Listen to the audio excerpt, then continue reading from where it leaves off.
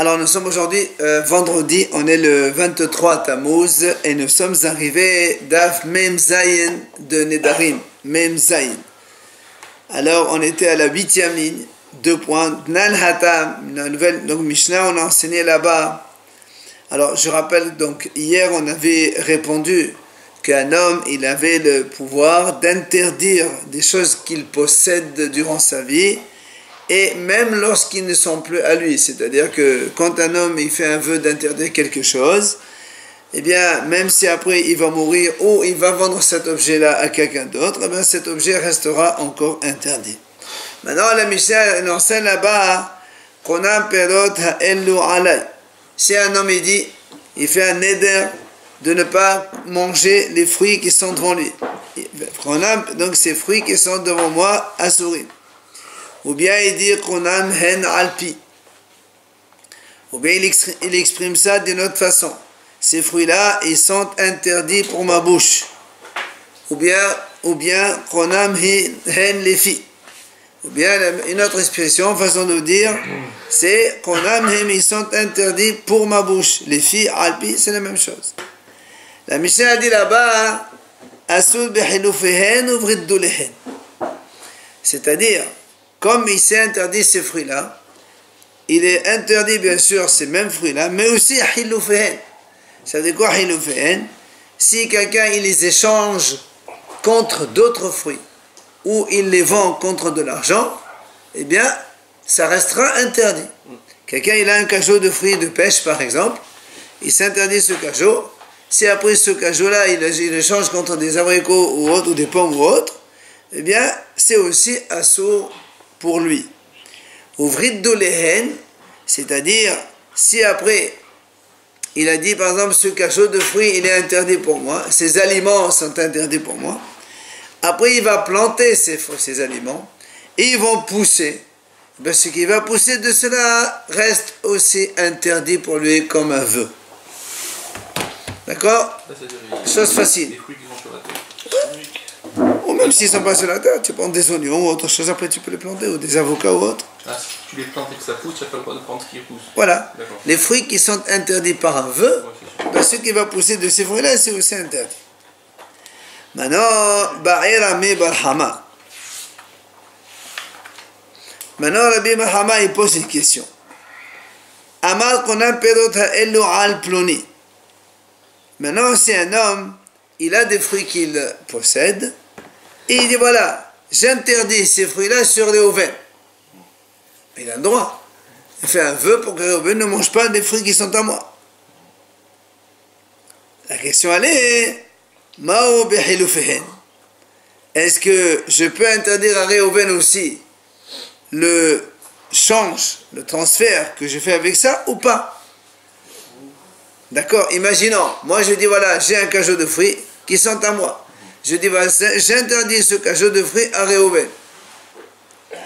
Mais maintenant il dit si j'échange ce fruit-là contre autre chose ou contre de l'argent, est-ce que ce sera aussi interdit pour l'autre? Tout à l'heure on a dit pour moi, quand j'interdis pour moi, aussi bien à Hilufin que Gidduluhen c'est interdit, ça c'est la Mishnah qui a dit. D'accord? Hachamim font quand même souligner ici la notion de d'abord sur le balaolam.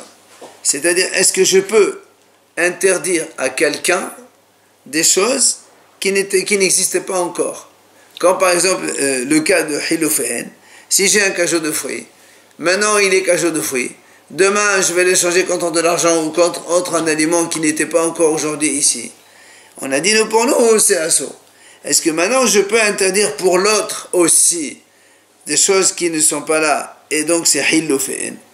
Alors quel est le problème? Est-ce qu'on va dire? Donc il y a les deux hypothèses.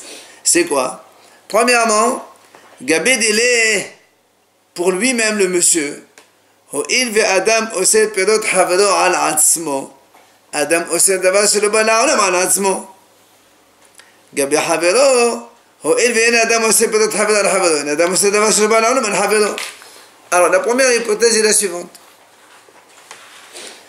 On dit pour moi-même, puisque je peux interdire les fruits de l'autre sur moi, si je dis les fruits de Réhouven, ils sont interdits pour moi, j'ai le droit. Et donc je m'interdis. Alors si j'ai le droit d'interdire les fruits de l'autre à moi, on dit, je peux aussi interdire des choses qui n'existaient pas dans le monde pour moi. C'est la même chose. Les fruits de l'autre ou les fruits des choses qui n'existaient pas dans le monde, c'est la même chose. Ce n'est pas des choses à moi. Des choses extérieures à moi, je peux les interdire. Alors, dans ces cas-là, est-ce qu'on va dire, ça c'est valable? Oui. Mais pour le prochain, je ne peux pas, moi, interdire à Réhouven les fruits de Shimon. Et donc, je vais dire la même chose. Je ne peux pas interdire à Réhouven les fruits qui n'existaient pas. Ça, c'est la première hypothèse. D'accord? Soit on dit, la première hypothèse, moi, je peux interdire les fruits des autres sur moi, donc je peux aussi interdire les choses qui n'existaient pas. C'est pour ça que la Mishnah a dit, quand je m'interdis un cachot de fruits, c'est après je les change contre autre chose, c'est interdit pour moi. Maintenant, pour l'autre, je peux dire non, c'est pas la même chose. Pourquoi? Parce que pour l'autre, je ne peux pas interdire des fruits qui appartiennent à un autre. Je ne peux pas interdire les fruits des Réhouven sur Shimon. C'est normal, ils ne sont pas à moi. Donc du coup, je ne peux pas non plus interdire des choses qui n'existaient pas dans le monde, donc sur l'autre. Et du coup, la question ici, si j'interdis ces fruits-là sur Shimon, je ne peux pas interdire, si j'interdis ces fruits-là sur Shimon, mes fruits ils sont interdits, mais je ne peux pas interdire des choses qui n'existent pas. Donc les hiloufihen, ils ne sont pas assurés. Ça c'est la première thèse. La deuxième, Odilma, Mishum di hiloufin qui redonne damé. Lashnahu, lashnahu. Ou bien on va dire non. La deuxième hypothèse, c'est la suivante. On va dire, comme dans la Mishnah, on a dit, si un homme, il s'interdit des fruits. Oui, dans le Mishnah, on a commencé comme ça. Un homme, il dit, voilà, ces fruits-là, ils sont interdits pour moi en tant que vœu. On a dit, c'est assourd eux-mêmes, enfin, assourd l'échange qu'on fait avec eux, ou bien ce qui pousse de eux.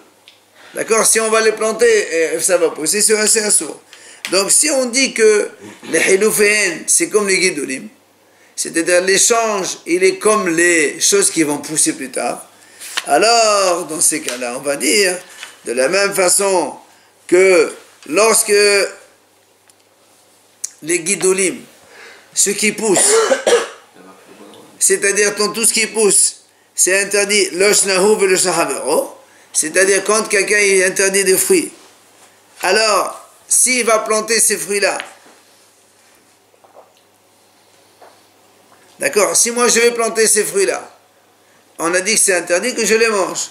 Eh bien, dans ces cas-là, pour l'autre aussi, si moi je dis à quelqu'un, ces fruits, ils sont interdits à toi, eh bien, même si je les plante, ils seront quand même interdits à lui, ce qui va pousser derrière.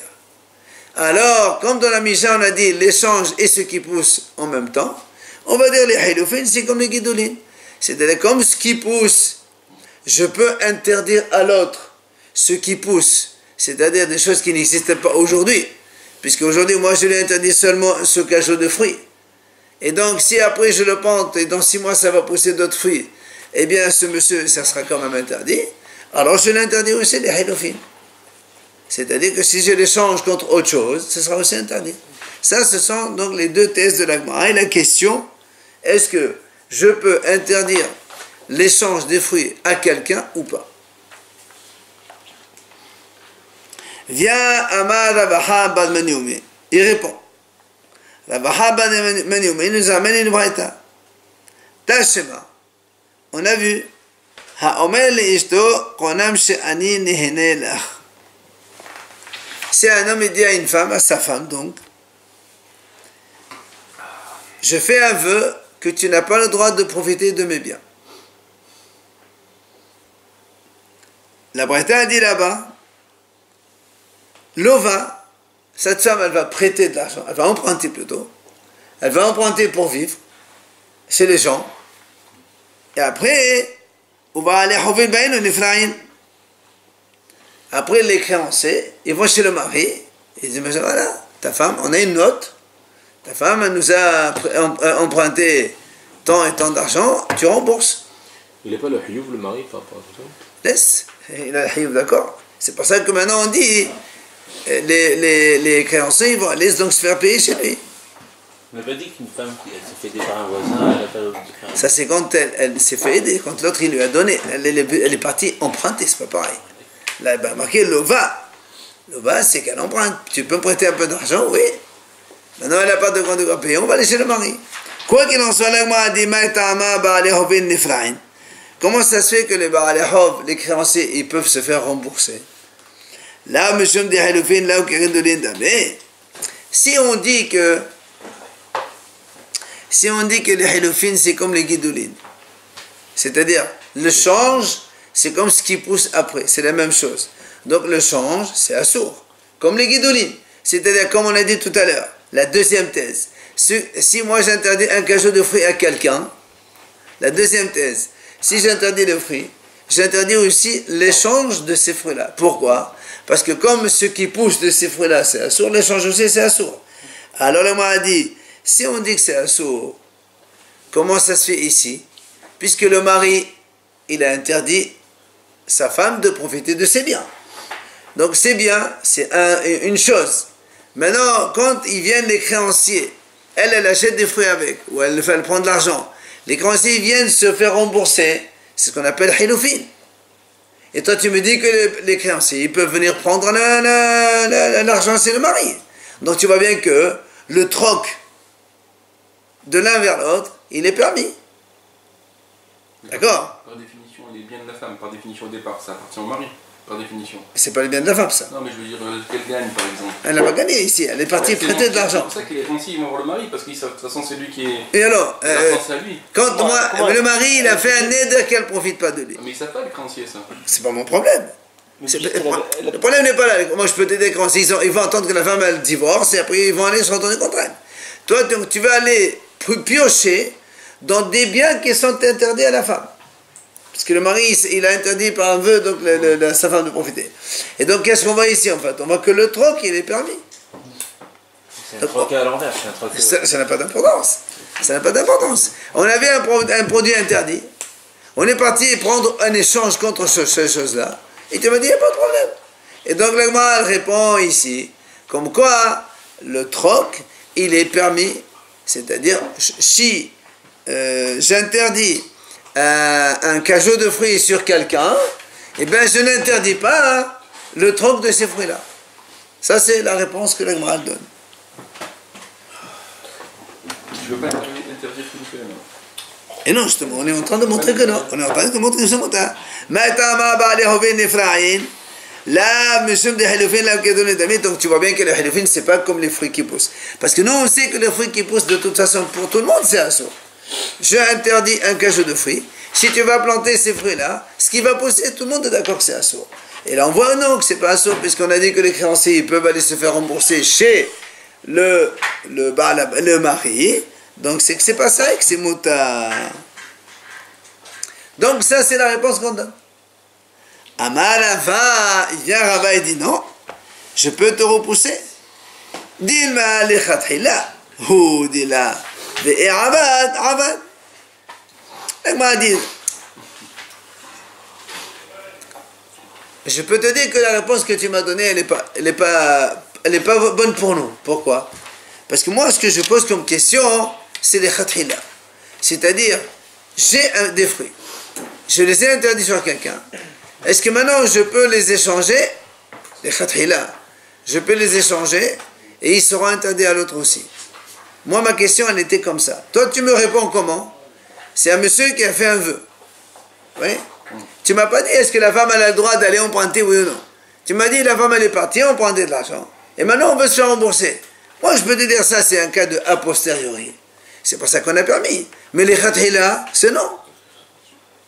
D'accord? Vous avez la différence. Les khatila, nous, on a répondu. C'est vrai que la réponse, elle était bonne. Mais en fait, c'est pas du tout dans le même style. Là-bas, c'est déjà fait. Elle a emprunté de l'argent. Maintenant, tu vas te faire rembourser. Moi, je peux te dire, d'accord, un peu ça. Et c'est bon, elle prend. Mais a priori, elle n'aurait pas le droit de faire ça. Et donc, ça ne répond pas à la question. Mais ça marche que pour des créanciers, ça. Hein? Ça marche que pour des créanciers. Absolument. C'est pour ça que C'est pas ça que la preuve que tu m'as donnée, c'est pas une preuve. C'est pas ça que la Gemara ramène, une deuxième. Ella tashema. Une deuxième possibilité de réponse. Hamekadesh be'orla ena mekodeshet. Bechalan vekedesh bidmehen halezo mekodeshet. On sait qu'il y a ce qu'on appelle les fruits d'orla. Quand un homme il plante un nouvel arbre, les 3 premières années, shalosh shanim yehu lachem adelim. Ça s'appelle orla, on n'a pas le droit de manger des fruits. Si un homme il prend des fruits d'orla, un cajot de fruits d'orla, il va être mekadesh une femme avec. Haléat mekodeshet beferod elu. Oui, Kedat Moshe Israël. Il lui a dit ce qu'il faut. Eh bien, la Gemara dit, c'est pas mekodeshet. Elle n'est pas mekodeshet. C'est normal, c'est des fruits qui sont interdits de profit. Or là, c'est à Sobahana, hein? Ça vaut 0 ces fruits-là. Donc là, les fruits d'or là, on ne peut pas les vendre, c'est assourd. On jette? On jette, on brûle. On ne peut pas donner un cadeau ni un goy ni un juif. D'accord? Pardon? Non, c'est assourd. Alors, donc, la Gemara dit, par contre, Mechalan, si maintenant quelqu'un, écoutez bien, Mechalan v'kedesh bidmehen, si maintenant il a vendu ces fruits-là, et il a pris l'argent, il a été Mekadesh une femme avec, Halezo Mekodeshet. C'est sourd, hein? On a dit, voilà, on a dit, a priori, c'est ça la Gemara. La Gemara d'abord elle montre et dit, voilà, tu vois ici, ça c'est un fruit, c'est un sou. Mais si on a vendu, oui, l'argent obtenu, on fait Kiddushin, ça marche. Donc tu vois bien que les Hiloufin, ça marche, il va lui répondre la même chose. Il va répondre la même chose. Alors moi, dit, Achanami, les Khatrilaoud est là, mais Abad Abad. Moi, dit donc là aussi c'est pareil. A priori, on n'a pas le droit de le faire. Mais si on l'a fait, c'est motard. Moi, ma question, elle est, les Khatrila. C'est pas ça que la réponse qu'on a donnée. Ce n'est pas une réponse.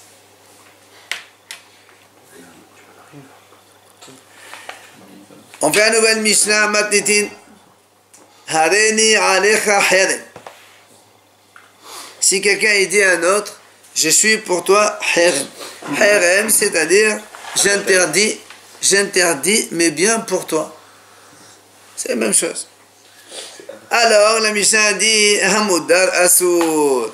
Évidemment, le prochain, il est celui à qui on s'adresse, il est interdit.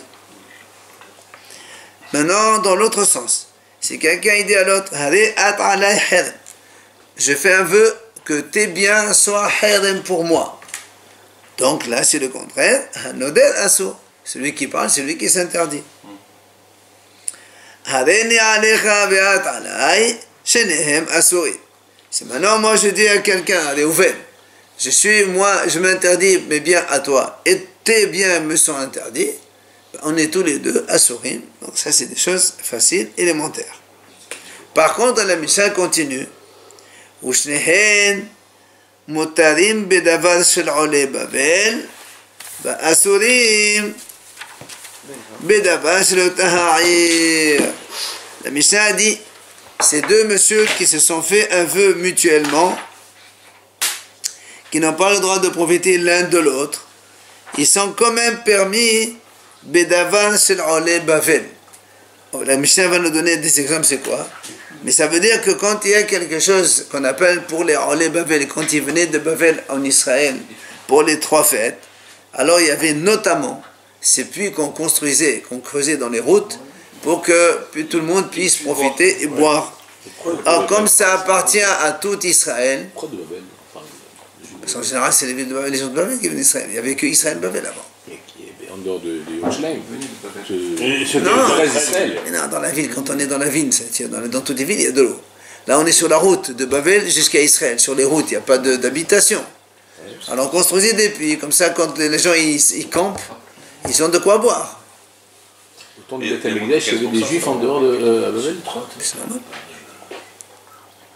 Alors, quoi qu'il en soit, la Mishnah dit, ils sont permis dans les relais Babel. Ça veut dire que même si on est associés, d'accord? C'est ça qu'il faut retenir. Tous les bénis Israël, ils sont associés dans les relais Babel. Évidemment, puisque ça appartient à tout le monde.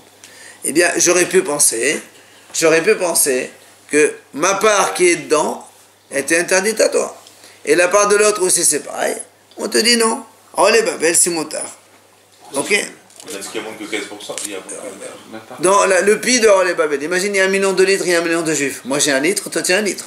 Et moi je t'interdis de prendre mon litre, et toi tu m'interdis. Donc tous les deux on devrait être interdits de payer dans ce pays-là. Et on te dit non, ici c'est moutard. Pourquoi c'est permis? Pourquoi c'est permis? Parce qu'en fait, La quantité est plus grande, non, on n'a pas vraiment une part à nous. On n'a pas une part à nous. On l'a vu déjà. Pourquoi c'est pas comme la synagogue? Exactement comme ici à la Ça synagogue. vient. La Mishnah dit ici que pour les Rolé Babel, des choses de Rolé Babel, c'est moutard. Attends, la Mishnah continue. Par contre, les choses qu'on appelle de la ville commun à tout le monde, eh bien ça, ils sont interdits. Et la Mishnah va nous donner le détail. C'est quoi? Qu'est-ce qu'on appelle quelque chose qui appartient aux Rolé Babel, donc aux immigrants de Babel?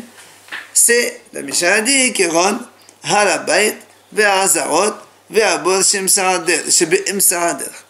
Le monde du temple, les cours du Beth Amikdash, et le puits qu'il y a dans les routes. Dans ça, tout cela, eh bien, ils sont permis les uns les autres. Le profit au rabbi. Pardon? C'est quoi le profit au rabbi? Ah ben, tu montes au Beth Amikdash. Quand deux personnes ils s'interdisent la cour commune, on n'a pas le droit de marcher ni moniteur dans la cour commune. On a vu ça hier. Hein? D'accord? Donc, le Halabait et la Hazara, ça c'est le Beth Amikdash. Alors on dit pourquoi? Parce que tout simplement, on ne peut pas dire que chacun il a une part dedans. Ça appartient à tout le monde, mais on n'a pas de part. Ça appartient à personne. Ça appartient à tout le monde, tout Israël, mais c'est pas comme quelqu'un il a une maison, et toi tu as une maison, on achète une maison avec une cour commune, la cour nous appartient à tous les deux véritablement, et là on est interdit d'aller là-bas. Ici, ce n'est pas donc comme ça. Maintenant, qu'est-ce qu'on appelle les choses de la ville et pour lesquelles on a dit ils sont interdits? Kéron, exemple, Harehava, Ve'amelhas, Uvetakeneset, Ve'ateva, Ve'asefarim. Alors, la Ahava, c'est la place publique dans laquelle ils vont, en général, quand ils font des jeûnes, ils vont tous sortir à la place publique pour faire des prières là-bas et des paroles de morale à tout le monde, etc. Ben, dans ces cas-là, ceux-là, les deux là qui se sont interdits de profit, ils n'ont pas le droit d'aller là-bas. Ve'amelhas, ou aussi s'il y a un bain public. Quand il y a un bain public dans la ville, ils n'ont pas le droit d'y aller. Au Beth Knesset. On a vu ça hier, quand il y a une synagogue dans cette ville-là, et que deux personnes s'interdisent mutuellement de ne pas profiter l'un de l'autre, ils sont interdits d'aller à la synagogue. Pourquoi? Parce que la synagogue, j'ai une part, comme toi tu as une part. On a vu le bain c'était un petit bain. Dans la Mishnah, parce que si celui qui était plus gros, il faisait monter l'eau pour l'autre, on l'a vu ça? Non, ça c'est autre chose. De On a quel vu droit? ça, c'est autre chose. De quel Là, droit- on parle. Hein? De quel droit un juif a une part dans la synagogue? Ben, quand on a une synagogue, ça appartient à tout le monde. Et quelle différence? Oui, mais je entre ne peux pas le Beth t'interdire Amikdash parce et que c'est pas une acquisition. Si, quand on donne chacun des participations. Avant, quand on va construire une synagogue, on prélève chacun un petit morceau et on construit avec. On a tous une part dans la synagogue, une part définie. Et quelle différence entre le Beth Amikdash et la synagogue? Beth Amikdash, il n'appartient pas réellement à quelqu'un. Ni la synagogue. Si, Ben, on a tous mis la Mahat synagogue. Shekel. Non, mais c'est pour les corbanotes, c'est pas pour toi. Oui, mais on a tous donné à la construction. Oui, mais c'est pas.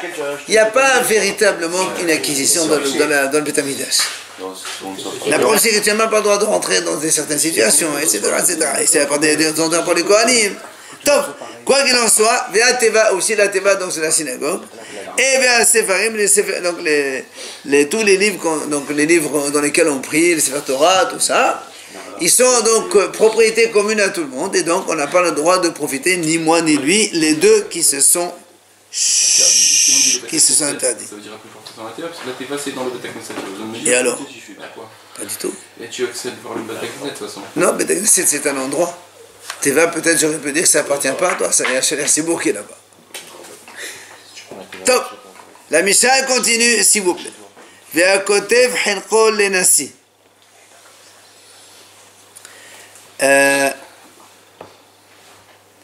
En fait, si on veut faire le lien, la Gemara va expliquer comme ça. Comment on fait maintenant? si deux personnes, ils se sont interdits mutuellement comme ça, alors il ne peut plus aller à la synagogue, ni dans la place publique, ni dans le bain, comment il se débrouille? Comment il va faire alors? Alors il dit comme ça,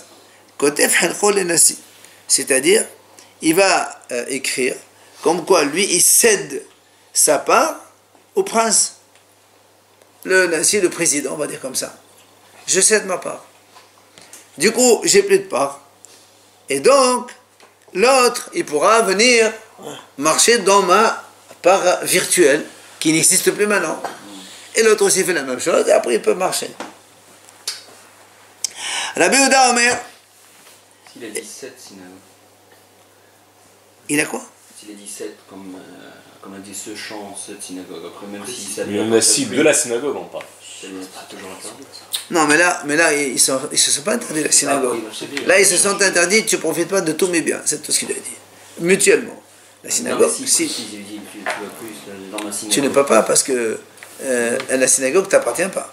Si c'est une synagogue privée, oui. Non, tu as une petite part. Tu ne peux pas me dire de ne pas marcher là ou là ou là. Nous, on dit, parce que si tu dis interdiction de profit général, donc tu n'as pas le droit de rentrer là-dedans. Mais on ne peut pas interdire des choses qui ne nous appartiennent pas aux autres. Alors, Rabbi Yehuda, il dit lui, Rabbi Yehuda dit, tu n'es pas obligé de céder ta part au prince de la ville, au président. Tu peux la donner à n'importe quel fidèle. Maintenant, ça ne t'appartient plus. Ben, après, il vient, l'autre il peut venir, rentrer dans la synagogue, et l'autre il fait la même chose. Et toi, tu vas rentrer. Moi, je cède ma part à lui, lui il cède ma part. Que ça change? Le triple met dehors aussi. Qui me dehors? Je cède ma part à quelqu'un. Moi, j'ai plus de part dans la synagogue. Et toi, tu n'as plus de part dans la synagogue. Moi, je peux rentrer. Toi, tu peux rentrer. Pourquoi tu vas jusqu'au président? Alors, Rabbi Yehuda dit quand même, ma ben, quelle est la différence entre Kotev les Nassi et Kotev les idiots? Quelle est la différence entre quelqu'un qui crée un homme simple et quelqu'un qui il cède sa part au président ou au prince? La seule différence, il dit, la Nassi en sadir les akot, les idiots sadir les akot. C'est-à-dire, quand tu cèdes ta part au prince, tu n'as pas besoin de faire ce qu'on appelle kenyan, zakot et acquisition. Parce que normalement, quand on fait un transfert de propriété, moi j'ai une place ici, je veux te la vendre, ou même je te la cède, il faut faire un kenyan, pour montrer qu'il y a véritablement acquisition. Alors il dit que quand tu vas avec le prince, tu n'as pas besoin, tu écris, voilà, je cède ma part au prince, hop, tu lui donnes, c'est terminé. C'est ce qu'il dit à Haramim. Parce que le prince, le nasi qui est ça lui appartient déjà tout, qui est comme si, donc ça suffit de dire un petit mot, c'est bon. Par contre, quand tu cèdes à un homme simple, il faut faire, c'est ça. Il a dit, il a fait Kohan Nasi. Le Nasi, il a une force d'acquérir sans besoin de faire rien. Mais par contre, quand tu cèdes à un individu, donc X fidèle de la synagogue, là, ça veut dire les accords. C'est ce qu'il dit Rabbi Yehuda. Tu as le même choix. Parce que j'acquiers. Comme on vend un terrain à l'autre, tu donnes l'argent et tu soulèves et c'est bon, c'est à toi d'office. Bien Haramim, ils disent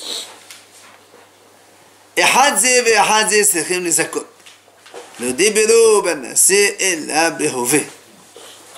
Ils disent Haramim, non, c'est pas vrai, que ce soit le prince ou que ce soit un fidèle normal, dans tous les cas, il faut faire une acquisition. Il faut faire rien, obligé. Même le prince, il doit faire rien. Alors pourquoi on a dit on écrit sa part au prince? Il aurait dû dire n'importe quel. Il dit non. Le débelo c'est d'abord, il dit c'était un peu on va dire comme ça, la façon de faire habituelle. C'est courant, c'est comme ça. Quand il y a quelque chose à faire, on la donne au président. Comme ici, quand on veut faire quelque chose, on demande au président dans tous les endroits.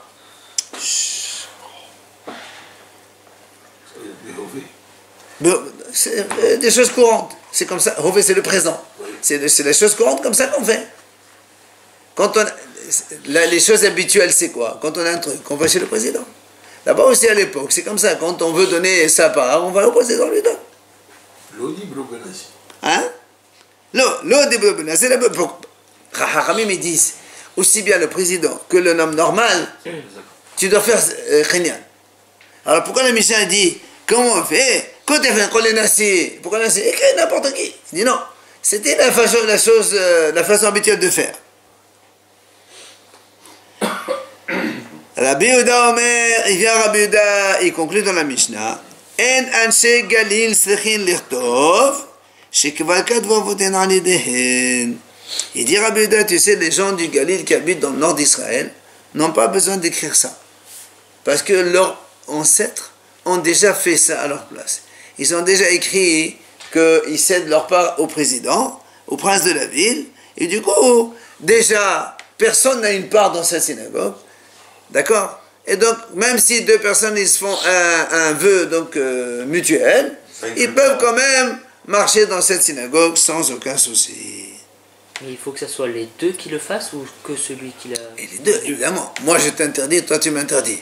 Moi j'ai une part, toi tu as une part, il faut que tu en les deux. Sinon, les deux, on cède, évidemment, c'est comme ça. Toi, tu autorises que l'autre à marcher. Hein, ça, hein. Évidemment. Merci, c'est pas éclairant. Oui, c'est soit le prince, soit le responsable, quoi. À l'époque, c'était Nassi. Mala Amaï Metsa.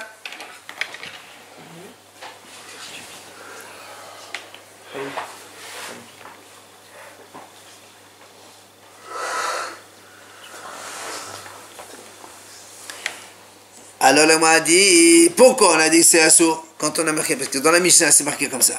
C'est quoi les choses interdites de la ville? C'est la hava, la place publique, le bain, la synagogue, la teva et les livres. Et on a dit, et celui qui écrit sa part au prince. Alors, il dit, pourquoi c'est assourd quand on écrit sa part au prince? Alors, Amar Rav Shishat, c'est pour ça que Rav Shishat, il dit, voilà comment il faut lire la Mishnah.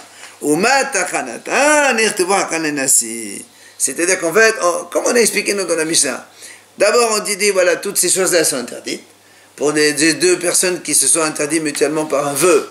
Donc c'est sur la place publique, le bain, la synagogue, la débat des livres, virgule. Si maintenant ils veulent trouver un arrangement, ben, ils n'ont qu'à écrire leur bien au prince, leur part, et comme ça ils sont tranquilles.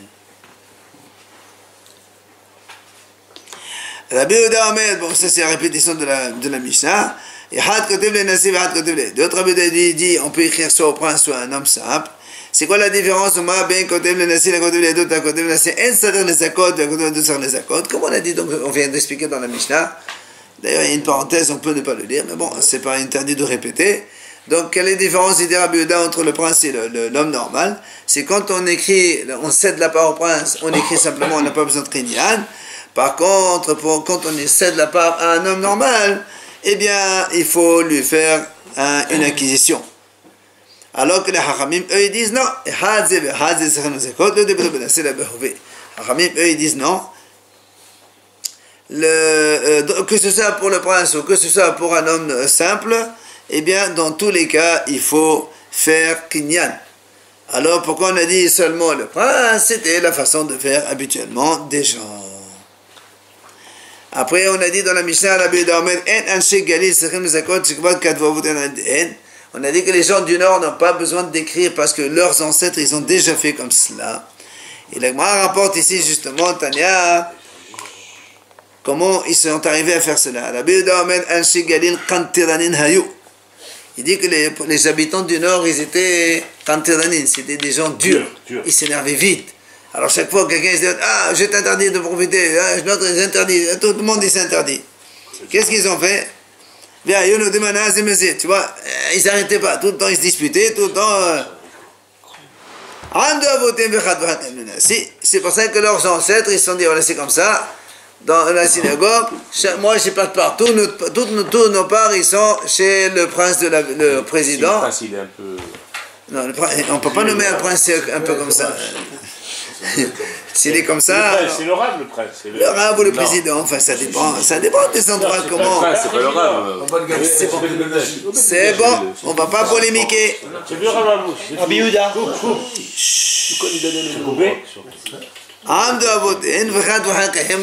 Donc ils sont donc les ancêtres, leurs ancêtres, ils ont écrit leur part au prince. Du coup, même après des générations, ils n'ont plus besoin d'écrire parce que c'était déjà fait à l'avance. D'accord? Une complète. C'est le chaud.